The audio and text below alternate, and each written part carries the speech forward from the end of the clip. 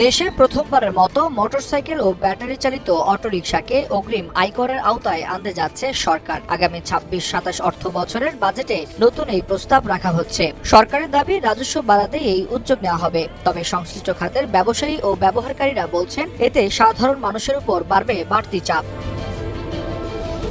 অর্থ মন্ত্রণালয়ের সূত্র বলছে, মোটরসাইকেলের সিসি ভেদে বছরে ২,০০০ থেকে ১০,০০০ টাকা পর্যন্ত অগ্রিম আয়কর দিতে হতে পারে। প্রস্তাব অনুযায়ী ১১০ সিসি পর্যন্ত মোটরসাইকেলে কোনো কর থাকবে না। তবে ১১১ থেকে ১২৫ সিসি মোটরসাইকেলে বছরে ২,০০০ টাকা, ১২৬ থেকে ১৬৫ সিসিতে ৫,০০০ টাকা এবং ১৬৫ সিসির বেশি মোটরসাইকেলে দিতে হবে ১০,০০০ টাকা কর। একই সঙ্গে এলাকা ভেদে ব্যাটারি চালিত অটোরিকশার উপরও ১,০০০ থেকে ৫,০০০ টাকা পর্যন্ত কর আরোপের পরিকল্পনা করছে সরকার।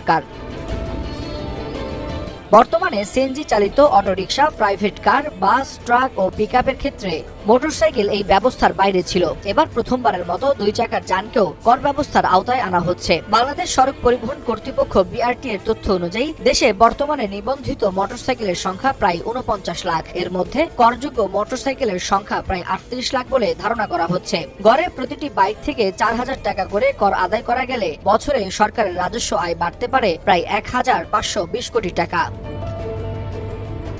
তবে নতুন এই কর নিয়ে উদ্বেগও বাড়ছে। গত এক দশকে বাংলাদেশে মোটরসাইকেল শিল্পে বড় ধরনের বিনিয়োগ হয়েছে।